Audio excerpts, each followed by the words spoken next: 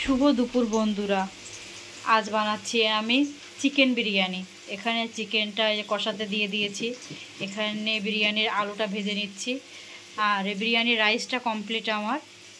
এই যে রাইসটা নামিয়ে রেখেছি জল ঝরিয়ে, যে বেরেস্তাটা করে রেখেছি, আর ওখানে সব গুছিয়ে নিয়েছি সব কেওড়া জল, গোলাপ জল, মিঠা আতর, বিরিয়ানির মশলা এগুলো। আর তোমাদের কাছে শুনে একটু কথাটা নতুন লাগবে, আমার কাছে এই ফার্স্ট টাইম আমি আর কি প্রথম বানাচ্ছি বিরিয়ানি নিজের হাতে। জানি না কেমন হবে, তোমাদের সাথে অবশ্যই শেয়ার করব, মানে রিভিউটা দেবো যে কেমন হয়েছে রান্নার পরে। আশা করি ভালো হবে। শুভ দুপুর।